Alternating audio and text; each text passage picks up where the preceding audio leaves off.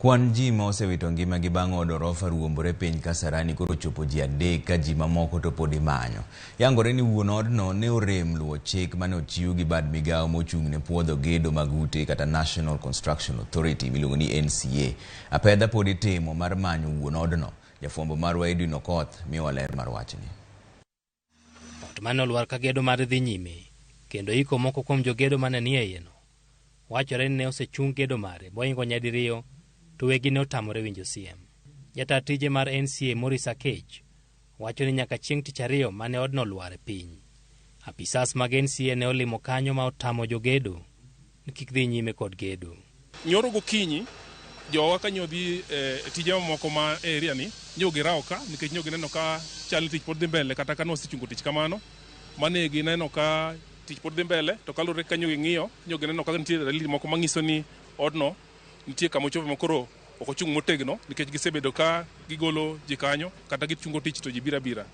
Koro kuom wai marach kanyo gibiro gokinyi nyogi golo funde manyotiyo kanyo to kanyo giloka to katog ni to kendo hai marach funde moko nyodok e kuro te karomo saa 8:20 to oruomre piny.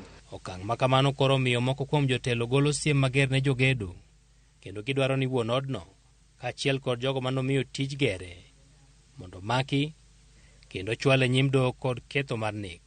Tunasema that is impunity ambayo iko ya hali juu sana, and as a government we are going to make sure that this kind of affair is not repeated again. Once you are instructed not to do by a government agency alafu unaendelea kufanya, basi we want to know who you are. Wewe una nguvu gani ambayo inashinda serikali? So from the county we are going to take action. First of all, the developer must be charged in court. In fact, Waziri, we will liaise with the police and the DCI to find that developer who knows he should not be building a building in this way. The standards of materials are wrong. He did not get any permit from the county. There was an enforcement notice, but because of impunity decided to go on. He needs to be charged with murder because that is murder.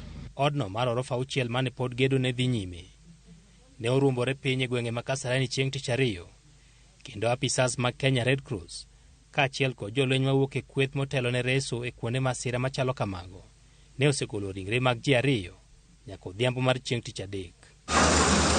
Ng'at achiel mane oresi kapod ngima otieno ma piny ruogo tich adek bende ne owito ngimane, ma koro kelo kwan mag jok ma odno nego nyaka 3 ka ji 4 pok oyang kama nitie.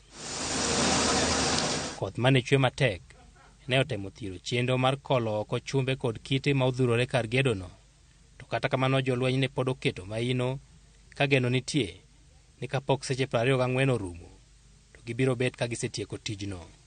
Ma en ot mar 2 ruombore e boma ma Nairobi e thuolo matin ne jumbe 2 bang' ot moro lwar e gwenge Matasia. NCA wacho ni nonro margi ni kod ranyisi marach ewi kaka gedo itimo e tok chik. Kuom ute 10 mocheko, ute 3 kuomgi nigi kasoro 1 kata 2 ma ok lu chike mwadwaro.